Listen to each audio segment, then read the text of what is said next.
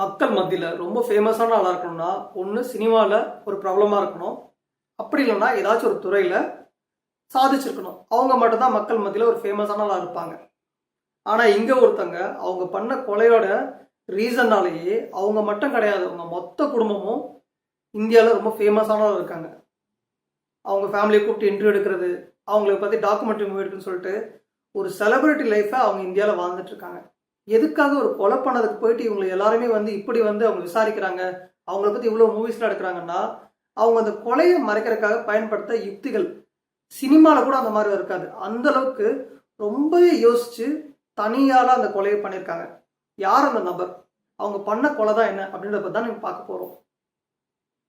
2012 மகாராஷ்டிரா மாநிலத்தில் இருக்க Rajkot district pen மலை பகுதியில் மக்கள் அந்த கிராமவாசிகள் போயிட்டு இருக்காங்க. போயிட்டு இருக்கும்போது ஓரமாக அழுகி போன நிலைமையில ஒரு சடலம் கிடக்குது. பொதுவாகவே மலைப்பகுதிகளில் ஏதாச்சும் மிருகம் செத்து போயிட்டு அந்த சடலம் தான் கிடக்கும். ஆனால் இவங்க என்ன பார்க்குறாங்கன்னா இன்னைக்கு ஒரு சடலம், மனித சடலம் கிடக்குது எரிஞ்சு போன நிலைமையில. அவங்க என்ன பண்ணுறாங்க, லோக்கல் போலீஸ்க்கு இன்ஃபார்ம் பண்ணுறாங்க. போலீஸார் அதை பார்க்கும்போது இந்த சடலம் யாருக்கு உரியதுன்னு கண்டே பிடிக்க முடியல. அந்த அளவுக்கு அந்த பாடி டீகம்போஸ் ஆயிருக்கு. கூடவே எரிஞ்சு போனதால காட்டு மிருகங்கள்லாம் சாப்பிட்ருக்கும் போல இருக்கு. கொஞ்சம் கொஞ்சம் எலும்புகளும் சதைகளும் தான் கிடக்குது.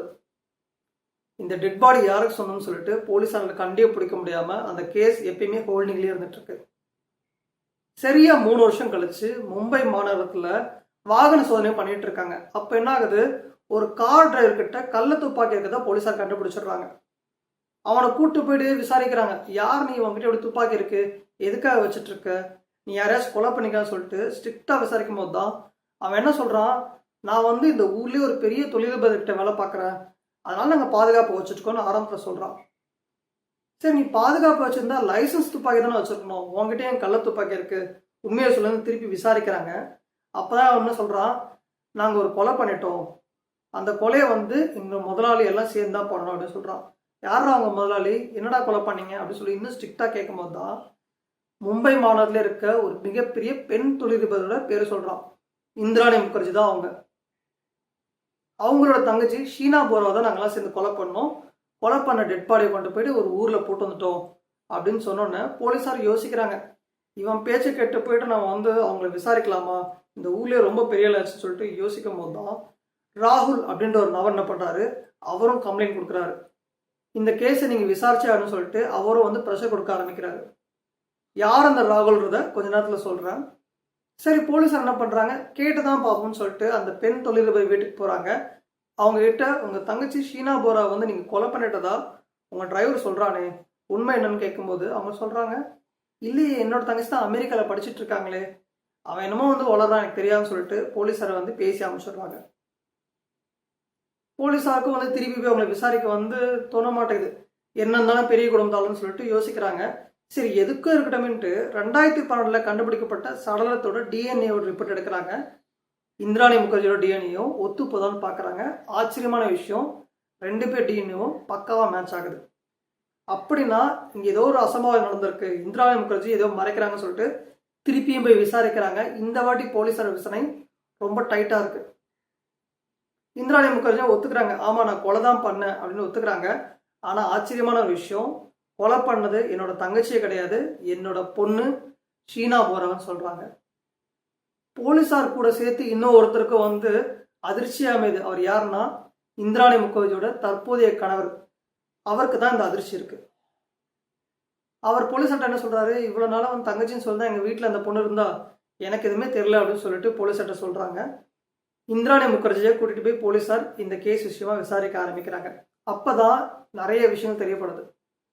இந்திராணி முகர்ஜியை பற்றி தெரிஞ்சுக்கணும்னா அவங்க இளமை காலத்தை பற்றி கண்டிப்பாக தெரிஞ்சே ஆகணும். அஸ்ஸாம் மாநிலத்தை பூர்வீகமாக கொண்டவங்க தான் இவங்க. இவங்க ஸ்கூல் லைஃப்லேருந்து காலேஜ் வரைக்கும் பல லவ் இவங்க லைஃப்பில் நடந்திருக்கு. ஸ்கூல் படிக்கும் போதே ஒரு பையன் கூட லவ் ஏற்பட்டு வீட்டை விட்டு வெளியில் போயிடுறாங்க. இவங்க பேரண்ட்ஸ்லாம் தேடி கண்டுபிடிச்சி திருப்பி வீட்டில் உட்கார வைக்கிறாங்க. அதுக்கடுத்து காலேஜ் போகிறாங்க. காலேஜ் போனோம்னா அங்கே ஒருத்தர் கூட லவ் ஏற்பட்டு ஒரு 4 மாதம் வீட்டை விட்டு வெளியில் போய் அந்த பர்சன் கூட வாழ்ந்துட்டு இருக்காங்க. பேரண்ட்ஸ் ஆஸ் யூஷுவல் இவங்க போய் பேசி கன்வின்ஸ் பண்ணி வீட்டுக்கு கூட்டு வந்துடுறாங்க. 1988 சித்தார்த் தாஸ் அப்படின்றவர் கூட கல்யாணமே ஆகாமல் இவங்க வாழ்க்கையை ஆரம்பிக்கிறாங்க. 2 வருஷம் வாழ்க்கையில இவங்களுக்கு 2 குழந்தை பிறக்குது. முதல்ல பிறந்த பெண் குழந்தை பேர் தான் ஷீனா போரா. ரெண்டாவது ஒரு பையன் மிக்கல் போரா. இந்த 2 பசங்களும் பிறந்தோன்னே சித்தார்த் தாஸ்க்கும் இவங்களுக்கும் நடுவில் என்னாச்சும் தெரில, இவங்க 2 பேர் பிரிஞ்சிடுறாங்க. குழந்தைங்களை கூப்பிட்டு இவங்க தன்னோட பேரண்ட்ஸ் வீட்டுக்கு வந்துடுறாங்க. போன இடத்துல தான் அங்கே சஞ்சீவ் கண்ணா அப்படின்ற ஒரு சந்திக்கிறாங்க. அவங்க 2 பேருக்கு நடுவில் திருப்பி லவ் ஏற்படுது. அவங்க 2 பேரும் கல்யாணமும் பண்ணிக்கிறாங்க 1993. இவங்களோட மேரேஜ் லைஃப்பில் இவங்களுக்கு பிறக்கிற பொண்ணோட பேர் தான் விதி முகர்ஜி அப்படின்னு சொல்லிட்டு 1997 பிறக்கிறாங்க. இவங்க 2 பேரும் கல்யாணம் ஆகிடுச்சு, குழந்தை பிறந்துருச்சு. திருப்பியும் உங்கள் லைஃப்பில் வந்து ப்ராப்ளம் ஏற்படுது. இவங்க 2 பேரும் பிரிஞ்சிடுறாங்க.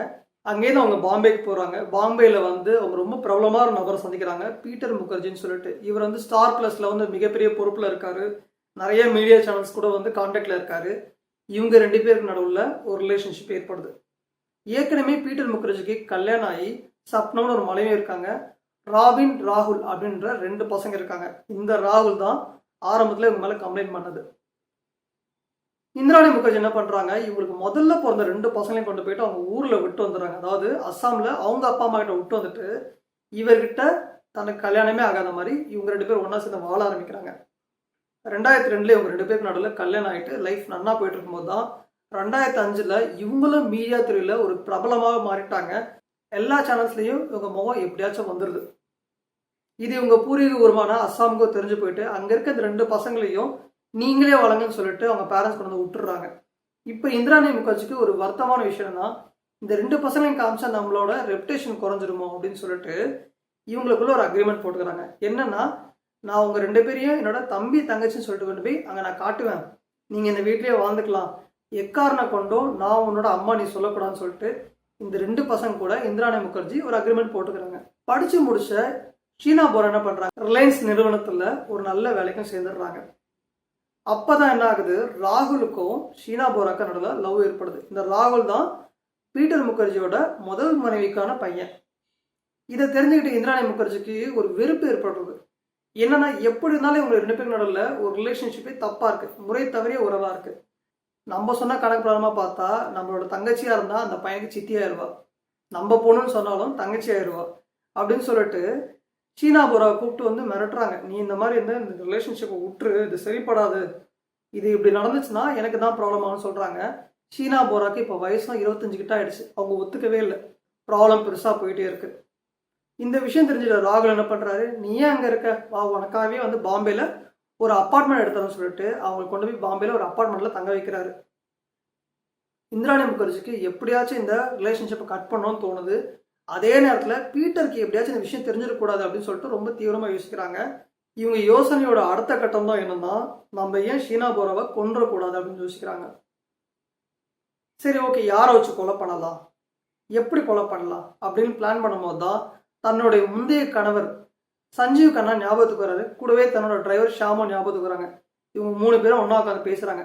இந்த கொலையை பண்ணிடுவோம், எப்படியாச்சும் நம்ம தப்பிச்சிருவோம், என்ன சொல்கிறீங்கன்னு சொல்லி பேசும்போது 3 பேருமே அக்செப்ட் பண்ணிக்கிறாங்க.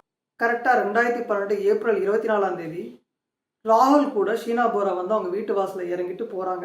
ராகுல் அங்கே கிளம்பி போயிட்டாரு. பின்னாடியே ஃபாலோ பண்ணியிருந்த இவங்க 3 பேர் என்ன பண்ணுறாங்க, ஒரு வழியாக பேசி இந்திராணியோட வீட்டுக்கு இந்த பொண்ணை கூட்டிகிட்டு வந்துடுறாங்க. போனதுக்கப்புறமாட்டு தான் சஞ்சீவ் கண்ணாவும் ஷாமும் சேர்ந்து இந்த பெண்ணோட கையும் காலையும் பிடிச்சிக்கிறாங்க. ஷீனா போராவோட கழுத்தை நெரிச்சு இந்திராணி கொலையும் பண்ணுறாங்க. கொலை பண்ண பாடியை கொண்டு போயிட்டு தன்னோட கார் டிக்கில் வச்சுட்டு திருப்பியும் பிளான் பண்ணுறாங்க. சரி, ஓகே, இந்த பாடியை இப்போ நம்ம எப்படி டிஸ்போஸ் பண்ணுவோம் அப்படின்னு சொல்லிட்டு தீவிரமாக பிளான் பண்ணதுக்கப்புறமாட்டி அவங்களுக்கு ஒரு ஐடியா கிடைக்குது. நம்ம இந்த டெட் பாடியை எங்கேயாச்சும் ஊருக்கு வெளியில் கொண்டு போய் போட்டுடலாம். போட்டு வந்த பிறகு நம்ம வந்து நம்மளோட லைஃப்பை பார்க்கலாம், யாரும் கண்டுபிடிக்க மாட்டாங்க அப்படின்னு சொல்லிட்டு சரின்னு சொல்லி இந்த டெட் பாடியை திருப்பி வீட்டுக்குள்ளே கொண்டு வராங்க. கொண்டு வந்துட்டு நல்லா குளிப்பாட்டி மேக்கப்லாம் போட்டு முன்னாடி டிரைவர் உட்காந்துக்கிறாரு காரில். பின்னாடி ஷீனா போராவை நடுவில் வச்சுக்கிட்டு இந்திராணி முகர்ஜியும் சஞ்சீவ் கண்ணாவும் பக்கத்தில் உட்காந்துக்கிறாங்க. வழியில் ஒரு வேளை போலீஸ் எங்கேயாச்சும் விசாரிச்சாங்கன்னா இந்த பொண்ணுக்கு உடம்பு சரியில்லை, நாங்கள் அதுக்காக போயிட்டுருக்கோம்னு சொல்லலான்ட்டு இவங்க எதிர்பார்த்த மாதிரியே காராட்டு எடுத்துகிட்டு லாங் டிரைவ் போகிறாங்க. ஒரு 110 கிலோமீட்டருக்கு அப்புறமாட்டி இந்த பென் மலை பகுதி கிடைக்குது. நடுவில் ஒரு போலீஸார் கூட இவங்களை விசாரிக்கவே இல்லை. அங்கே போனதுக்கு அப்புறமாட்டி இவங்க என்ன பண்ணுறாங்க, அந்த டெட் பாடி கொண்டு போய் காட்டுப்பகுதியில் போடுறாங்க. முகம் தெரிஞ்சுக்கூடாதுன்ட்டு ஆரம்பத்தில் முகத்தை கற்களால் அடித்து சிதைக்கிறாங்க. அதுக்கப்புறமாட்டியும் விட்டு போக மனசு கிடையாது. என்ன பண்ணுறாங்க, பெட்ரோல் எடுத்து வந்து அந்த டெட் பாடி மேலே ஊற்றி எரிச்சிட்றாங்க. எரிச்சிட்ட பிறகு அவங்கவுங்க அவங்க வீட்டுக்கு போயிடுறாங்க. போனதுக்கு அப்புறமாட்டு தான் இவங்க ரொம்ப பிரில்லியண்டான ஒரு வேலை பார்க்குறாங்க. என்னன்னா, ஷீனா போரோட மொபைலை இந்திராணி முகர்ஜி யூஸ் பண்ண ஆரம்பிக்கிறாங்க. எப்படி யூஸ் பண்ணுறாங்கன்னா, இவங்க எப்படி எல்லாருக்கும் சேட் பண்ணாங்களோ அதே மாதிரி சேட் பண்ணுறாங்க. இவங்கள மாதிரியே நிறைய பேர் கையெழுத்து போட்டு லெட்டர்ஸும் கொடுக்குறாங்க. அப்படி என்ன லெட்டர் கொடுத்தாங்கன்னு கேட்டிங்கன்னா, இந்த ஷீனா போரா வந்து ரிலையன்ஸ் நிறுவனத்தில் வேலை பார்த்தாங்கன்னு சொன்னோம் இல்லையா, அந்த நிறுவனத்துக்கு ஒரு ராஜினாமா கடிதத்தை அனுப்புகிறாங்க இவங்க கையெழுத்து போட்டு. இந்த மாதிரி எனக்கு இந்த வேலை பிடிக்கல, நான் வந்து வெளியூரில் செட்டில் ஆக போகிறேன்னு சொல்லிட்டு. இவங்க ஃப்ரெண்ட்ஸுக்கு எல்லாத்துக்கும் மெசேஜ் போடுறாங்க, நான் அமெரிக்கா படிக்க போகிறேன்ட்டு. கடைசியாக ராகுலுக்கும் ஒரு மெசேஜ் போடுறாங்க, ஒன்று எனக்கு பார்க்க பிடிக்கவே இல்லை, நீ இனிமேட்டு என்னை தொடர்ந்து வந்தேன்னா நான் வந்து போலீஸ் கம்ப்ளைண்ட் பண்ணுவேன், நான் அமெரிக்காவுக்கு போகிறேன்ட்டு. இதில் அடுத்த கட்டமாக அவங்க இன்னொரு விஷயம் பண்ணுறாங்க. போலீஸாருக்கே ஒரு கம்ப்ளைண்ட் லெட்டர் ஷீனா போரா மாதிரியே கையெழுத்து போட்டு கொடுக்குறாங்க. ராகுல் என்ன தொந்தரவு பண்ணுறாரு, எனக்கு பாதுகாப்பு கொடுங்கன்ட்டு. இவங்க அமெரிக்காவுக்கு போனான்னு சொல்லிட்டு எல்லாரும் நினச்சிட்டு இருக்காங்க. ராகுல் வந்து இவங்களை தேடுறாங்க, எல்லார்ட்டையுமே விசாரிக்கிறாரு. இவங்களோட அப்பா பீட்டர்கிட்டையும் போய் சொல்கிறாரு, இந்த மாதிரி வந்து ஷீனா போரா வந்து இந்திராணி முகர்ஜியோட பொண்ணு, அவங்க எங்கே போனாங்கன்னு தெரியவே இல்லை அப்படின்னு சொல்கிறாரு. அவங்க அப்பாவுக்கு வந்து இவர் மேலே நம்பிக்கை கிடையாது. நம்ம ஒய்ஃப் தப்பு சொல்லியிருக்க மாட்டாங்க, இவன் தான் போய் சொல்கிறான் அப்படின்னு சொல்லி நினச்சிட்டு இருக்காரு. போலீஸார்கிட்ட கூட போய் கம்ப்ளைண்ட் கொடுத்தாலும் போலீஸார்கிட்ட ஏற்கனவே இவர் பேர ஒரு கம்ப்ளைண்ட் இருக்குது, இவர் தான் அந்த பொண்ணை தொந்தரவு பண்ணுறதா. ஸோ போலீஸாராக இவரை வந்து கண்டுக்கவே இல்லை.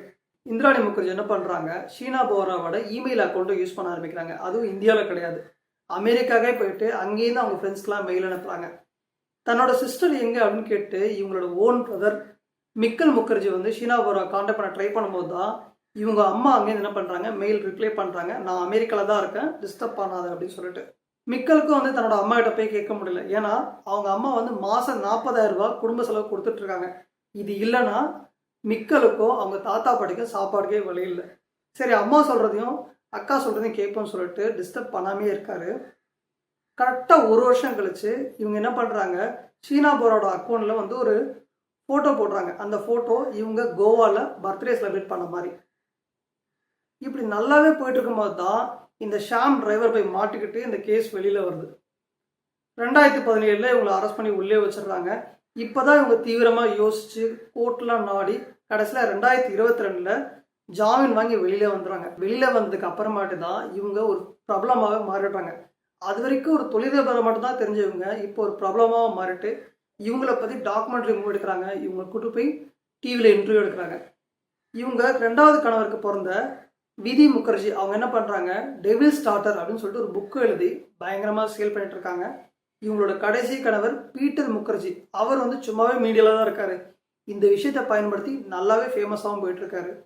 மீண்டும் சந்திப்போம். நன்றி.